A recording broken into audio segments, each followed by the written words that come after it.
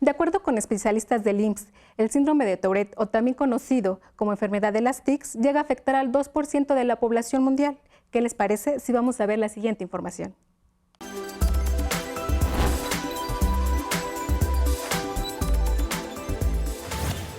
De acuerdo con especialistas del Instituto Mexicano del Seguro Social, el síndrome de Tourette, también conocido como enfermedad de los tics, es una patología del sistema nervioso caracterizada por la presencia de movimientos o ruidos involuntarios, de la cual se desconocen las causas que la propician. Algunos de los síntomas de este padecimiento son la expansión involuntaria de sonidos, el parpadeo constante, guiñar los ojos o realizar movimientos bruscos. Es de origen neurológico y se presenta generalmente a partir de los 5 años de edad. La enfermedad de los tics afecta al 2% de la población mundial y aunque en la mayoría de los casos es transitorio, algunas veces se vuelve un trastorno crónico que puede llegar a provocar incapacidad de por vida.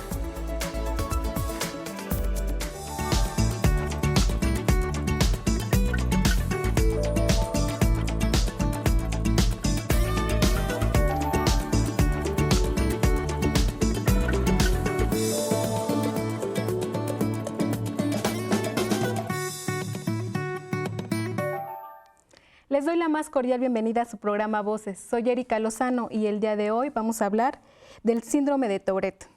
Para platicar del tema nos acompaña el doctor Luis Rosendo Rodríguez González. Él se dedica a la pediatría, terapia intensiva e inhaloterapia. Bienvenido. Gracias, Erika. Mucho gusto con toda la gente que nos está viendo y muchas gracias por la invitación. Doctor, este síndrome es poco común entre las personas, pero físicamente tiene muchísimos aspectos, muchos síntomas visibles. ¿Qué es el síndrome de Tourette? Bueno, cierto, es una enfermedad poco conocida, de la que se habla igualmente muy poco, pero que es muy común y lo vamos a ir viendo conforme lo expliquemos. El síndrome de Tourette es una enfermedad multifactorial, está originada por muchas causas que pueden ser desde genéticas, parte de lo que puede tener el embarazo, y que se llega a presentar con trastornos conductuales desde la infancia y que puede persistir por muchos años e incluso hasta la edad adulta. ¿Cómo se llega a originar? Es aún desconocido. A pesar de los estudios, de lo que se ha investigado, no se conoce a ciencia cierta qué es lo que lo provoca. Pueden ser, decíamos, factores genéticos, es decir, que se puedan transmitir de generación a generación, de padres a hijos, pero hay muchos otros factores que intervienen. Los factores nutricionales dentro del embarazo, hábitos o malos hábitos dentro del embarazo, trastornos en el momento del nacimiento del producto, del bebé, parte del desarrollo como infecciones dentro de la primera infancia, y podemos hablar de muchos otros aspectos que pueden estar relacionados, pero que aún no se han definido como causantes únicos y específicos de la enfermedad. Doctor, ¿cuáles son los síntomas más frecuentes de este síndrome? Eso es lo que nos llega a considerar, el pensar a los médicos en que algún niño pueda llegar a tener este padecimiento. Lo primero que podemos empezar a ver, o que los papás les llama la atención en el niño, son ciertos movimientos a esto que conocemos o definimos como tics. Entonces ahorita decimos Tourette, pues quién sabe de qué nos habla, ¿no? Pero cuando decimos tics, a la población en general, en global, reconoce inmediatamente que son movimientos recurrentes, que son movimientos que tiene la persona, que no solamente pueden ser movimientos, sino que también podemos tener otro tipo de circunstancias como sonidos extraños, sonidos raros. Y esto es lo que de primera intención les llama la atención a los papás. Y no solo a los papás, muchas veces el niño se identifica en los colegios. Los maestros, las maestras, quienes están a cargo de estos niños, identifican estos ciertos problemitas y son los que lo transmiten a los papás, ¿no? Oiga, fíjense que vi que su niño hace o se mueve. Y entonces eso es lo que nos empieza a hacer buscar la atención médica a los papás, justamente considerando que hay un tic, Algo raro en el niño. Un movimiento raro en el niño, algún sonido extraño en el niño que hace con cierta recurrencia, y esto es lo que hace que el niño llegue a los consultorios médicos. Doctor, ya nos dijo que hay tics en este síndrome. ¿Este se puede dividir? Los tics sí.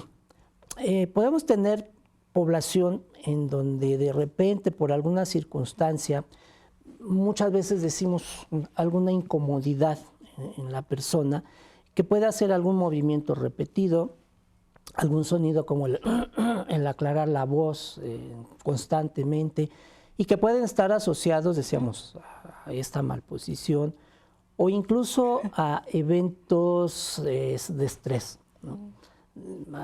Hay muchas personas que al momento de empezar a hablar al público, empezar a comunicarse con más personas, tienen que empezar a hacer como un garraspeo, sin que esto se considere un síndrome de Tourette, ¿verdad? Entonces sí puede haber tics sin que sean síndromes de Tourette. Entonces, ¿cuándo ya sabemos que sí es el síndrome de Tourette? Es cuando empieza el médico a definirlo. Y esto tiene que ligarse con un historial médico. Comúnmente está descrito que la enfermedad se presenta en la primera infancia, entre los 6, 7 años, y de ahí hasta la adolescencia. Sin embargo, también se ha descrito que hay una presentación tardía, es decir, en el joven, en el adulto joven, se puede también llegar a presentar o a desencadenar.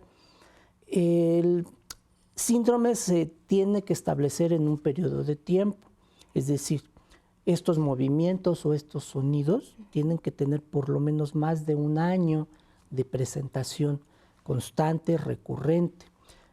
Si ha tenido periodos en donde desaparece, se tiene que ir identificando, no quiere decir que no lo tenga. Pueden haber periodos en los que de repente no tiene estos movimientos, no tiene estos sonidos, pero habrá eventos o momentos en los que los desencadene. Si todo esto se presenta en el transcurso de más de un año, podemos estar considerando que pudiera tratarse de un Tourette. 2, el movimiento siempre se debe de acompañar, es decir, no solamente es único que haga un solo movimiento, un solo tic. Comúnmente se tienen que presentar 2 movimientos o 2 movimientos de diferentes estructuras de nuestro cuerpo, o un movimiento y un sonido para poder definir que se trata ciertamente de un síndrome de Tourette. Okay. Doctor, vamos a nuestro primer corte y seguimos con los tics. Claro que sí. Y ustedes no se vayan, regresamos a su programa Voces. ¿Sabías que el síndrome de Tourette afecta más a los hombres que a las mujeres y por lo general se diagnostica en la infancia y adolescencia?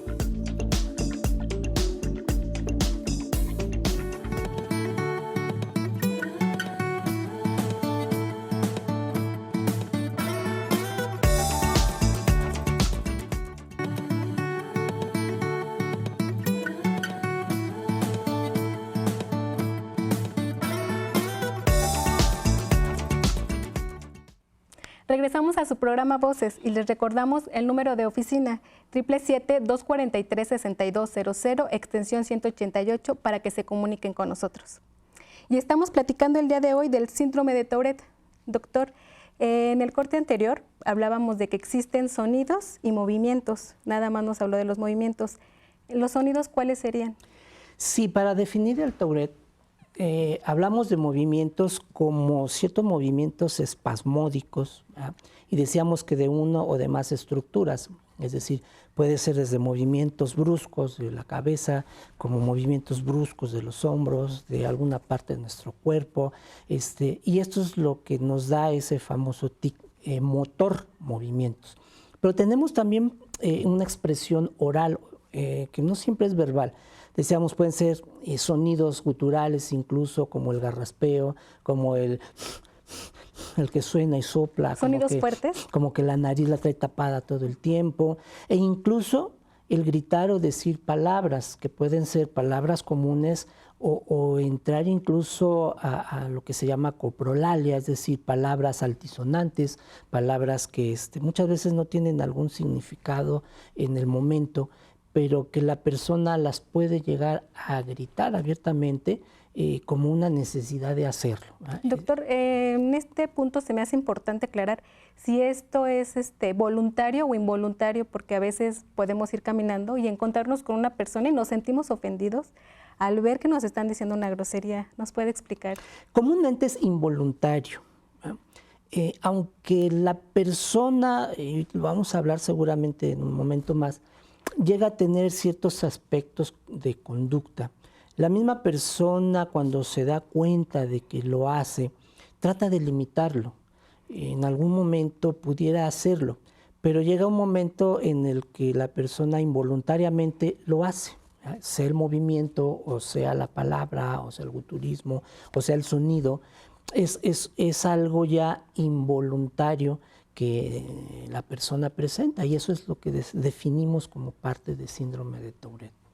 Entonces, ¿esas son las características más importantes para identificar el síntoma? Sí, los movimientos. Decía alguno de mis maestros cuando yo era estudiante, son los diagnósticos de camión, o de metro, en la Ciudad de México, decían, de metro. Te metes a un vagón, te quedas observando a alguna persona, y cuando notas que tiene movimientos recurrentes, repetitivos, estos espasmos en alguna parte de su cuerpo, o algún guturismo, o incluso el gritar alguna palabra sin sentido, pues tú haces un diagnóstico, esta persona tiene Tourette, ¿no? Y lo viste en el metro.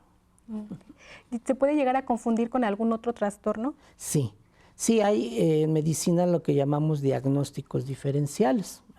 Los diagnósticos diferenciales en el síndrome de Tourette, pues evidentemente nos hace considerar otros aspectos, tanto anatómicos como funcionales. ¿Sí? Cuando es en la infancia, pues el médico está obligado a descartar alteraciones, obviamente, del sistema nervioso central.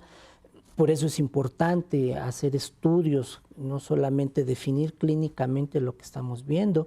Los pacientes, las personas que llegan a presentar esto, requieren tomografías, en la mayoría de los casos, o incluso resonancias magnéticas, electroencefalografía, porque debemos de descartar que la persona no esté convulsionando. ¿Verdad? Las convulsiones tienen un abanico inmenso de síntomas, de signos, y tenemos la obligación, ¿no?, de descartar que esa persona pues, no lo está haciendo por una convulsión en ese momento. ¿Sí? Y de ahí muchas otras enfermedades que tenemos igualmente que ir analizando, descartando, hasta que, si no encontramos nada, pues definir que realmente la persona sufre un problema de esta naturaleza, como síndrome de Tourette. Doctor, ¿es común más en hombres o mujeres? La literatura nos dice que es más común en el hombre. El hombre por lo menos 3 o 4 veces más que en la mujer. En México no tenemos realmente estadísticas, como en muchas cosas. Desconocemos cuánto de nuestra población pudiera tener. En Estados Unidos se hace igualmente como en México una encuesta nacional de salud, pero en México no tenemos incluida la observación de este problema. En Estados Unidos sí. La última encuesta, que llaman igual a mitad de periodo, que es en el 2016, se hizo una revisión de más de 123,000 niños, en donde a los papás se les interrogaba directamente en cuanto a estos síntomas, y se encontró una prevalencia más o menos del 0.3 por cada 100 niños, es decir, hablamos de que entre 3 y 5 de cada 1,000 niños en Estados Unidos llegó a tener síntomas o signos de síndrome de Tourette. Y eso pues se habla globalmente, y si revisamos igual estadísticas europeas, también nos hablan incluso hasta de 9 de cada 1,000 niños. O sea, sí consideramos entonces que es un problema raro, pero no es tan raro como quisiéramos nosotros, ¿no? Sí tiene esa frecuencia. ¿Existen factores de riesgo? Sí, los que define la literatura, decíamos en un principio, pueden ser factores genéticos, que papás que lo han llegado a presentar puedan transmitirlo a los hijos, sin embargo no está del todo establecido. Factores, decíamos, en el embarazo, las mamás fumadoras, entonces una invitación a que las mamis no ni se le acerquen al tabaco, es muy malo el tabaco y es un factor de riesgo. Problemas, decíamos, durante el embarazo, como pueden ser infecciones de la mamá durante el embarazo, en el momento del nacimiento del niño, nacimientos tardíos, tardíos me refiero al periodo en el que el bebé pueda expulsarse. ¿Infecciones vaginales? Infecciones vaginales comúnmente, mami, es muy frecuente, ¿no?, que durante el embarazo sufra o padezca infecciones genitourinarias y esa es la principal causa, ¿no?, de enfermedades en la mujer embarazada. Hablando de infecciones, pues decíamos en el momento del nacimiento, los nenes que pudieran haber nacido prematuramente, los niños que pudieran haber tenido algún problema para respirar inicialmente y que se calificaron con estas escalas que les damos al nacimiento a los niños bajas. Y ahí dentro del desarrollo lo mismo. La literatura nos habla de posibles infecciones en la infancia y que posterior a estas infecciones se lleguen a presentar los eventos de tics comunes en los niños. Y pues otros problemas, otras enfermedades que sí se han asociado, que hasta el momento, como decimos, se han asociado, pero no sabemos si solo sea una asociación o si una causa determine otra causa. Trastornos conductuales en el niño, trastornos de déficit de atención e hiperactividad. ¿La ansiedad? La ansiedad es igualmente un problema conductual, pero hablamos de los problemas de déficit de atención, problemas de tipo obsesivo-compulsivo, y otros problemitas en este sentido, ¿no?, que son los que pudieran estar relacionados con el síndrome de Tourette. Doctor, nos está arrojando información muy importante que muchos no conocíamos. Vámonos a nuestro otro corte. Gracias, claro que sí. Y no se vayan, regresamos a su programa Voces. ¿Sabías que? Este síndrome no tiene cura, pero es posible aprender a controlar los tics cuando son moderados.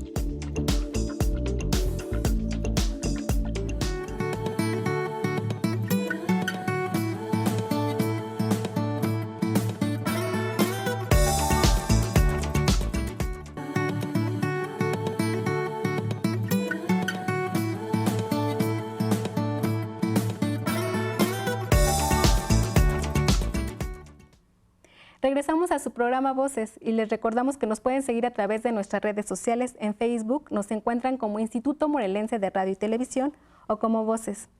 Y estamos hablando del síndrome de Tourette y nos acompaña el doctor Luis Rosendo Rodríguez González, pediatra. Doctor, gracias. Una vez que ya está diagnosticado el trastorno, si tardamos en el diagnóstico, ¿cuáles son las consecuencias que puede traer? Fíjate que es complejo. Porque llegar al diagnóstico puede llevarnos mucho tiempo. Uno es porque en la infancia los papás consideramos que pues es un tic común y corriente que se le va a quitar en algún momento o que va a ir desapareciendo.